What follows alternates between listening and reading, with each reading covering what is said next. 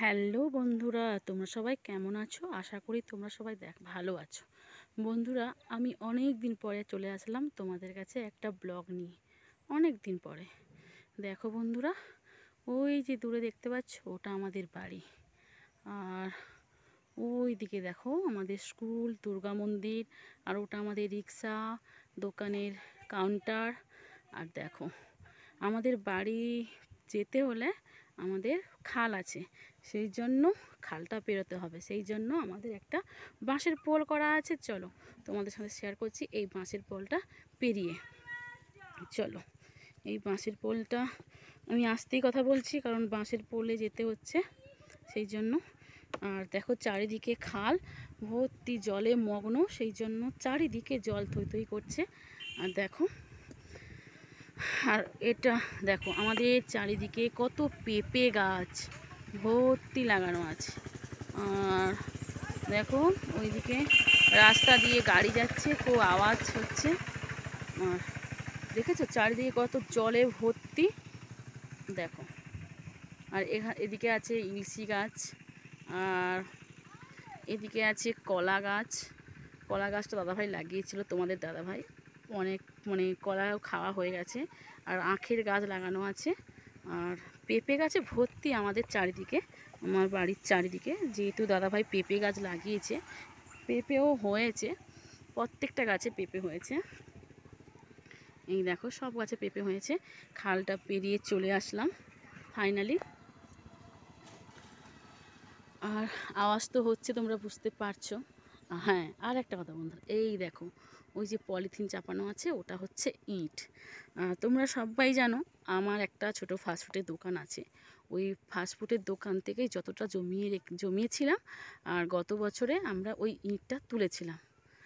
আর টাকা যতটা ছিল, আর সবাই জানো যে পাকা হতে হলে টাকা লাগে। আর আমাদের এখন পাকা করারও সামর্থ্য নেই, টাকা তো ফাঁকা। আর দেখো, আর এই চারিদিকে হচ্ছে ধান ক্ষেত, লোকেদের ধান ক্ষেত ভর্তি। দেখো শুধু চারিদিকে ধান খেতে ভর্তি আমার বাড়ির চারিদিকে। আর যেহেতু এটা আমাদের নিচু জায়গা, জল হলে পারে পুরো জল উঠে আসে। ওই যে আমাদের পুকুর পুরো চারদিকে জলে ভর্তি, দেখেছো?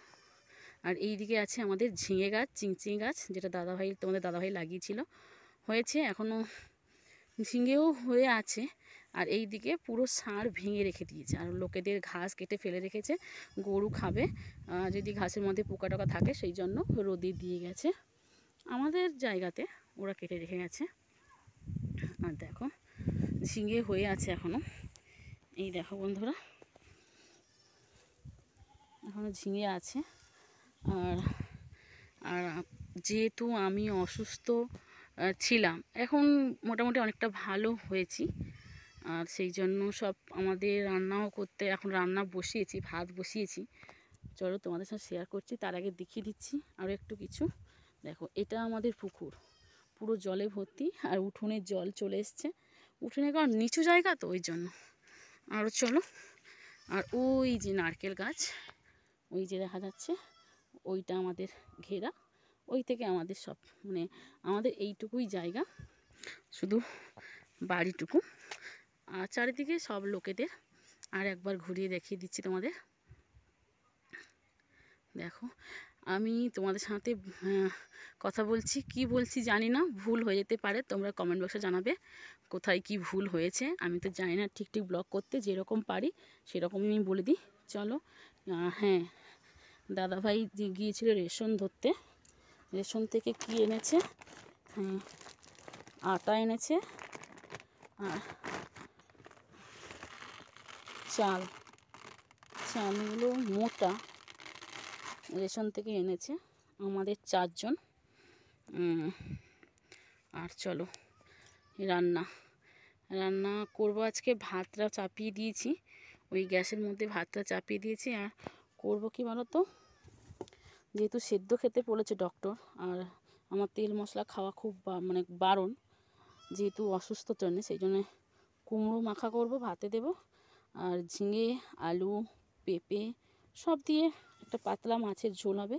আর এই যে মাছ বাবা দিয়ে গেছে ভোরের বেলা, এসে পুকুরে মাছ ধরেছিল, এই মাছ দিয়ে গেছে, আর একটু রসুন, আদা, কাঁচা লঙ্কা এইটুকু, আর একটা পেঁয়াজ হালকা। সবজি আছে কিন্তু রান্না করব না, ভালো লাগে না। সাদামাটা খেতে বলেছে, ওই সাদামাটাই খাবো। আর উনুন তো আছে দেখেছো, কিন্তু এখন জ্বালানি তো নেই, আমাদের গাছপালা নেই, সেই জন্য সব কেনা। এখন উনুনে রান্না করতে পারছি না। আর যেহেতু আমি বেশিক্ষণ থাকতে পারি না গরমের মধ্যে, দম হাইপাই করে অসুস্থতার জন্যে, সেই জন্য এখন গ্যাসেই বসিয়েছি, গ্যাসটা আছে। ঠিক আছে, চলো, তোমাদের কেমন লাগলো তোমরা একটু বলবে প্লিজ, সবাই কমেন্ট বক্সে জানাবে, কমেন্ট করবে। আর ওই দেখো, আমি প্রথমেই বলেছিলাম দুর্গা মন্দির, ওই দুর্গা মন্দিরে দেখা যাচ্ছে, তোমরা দেখতে পাচ্ছ নাকি জানি না, ওই যে দুর্গা মন্দিরের চূড়া দেখা যাচ্ছে, আর ওইদিকে আমাদের মানে স্কুলও আছে। চলো, তোমাদের সাথে এই পর্যন্ত থাকলাম, আবার পরে কোনো ব্লগে তোমাদের সাথে কথা বলবো। এখন রেখে দিচ্ছি, টাটা, বাই বাই। সবাই ভালো থেকো, সুস্থ থেকো, সবাই সবার নিজের খেয়াল রাখো। আর ব্লগটা কেমন হয়েছে তোমরা কিন্তু কেউ জানাতে ভুল করবে না, সবাই জানাবে প্লিজ, কমেন্ট বক্স জানাবে কোথায় কি ভুল হলো, আমি তো জানি না, তাই বললাম, তোমরা প্লিজ সবাই জানাবে। Tata, by.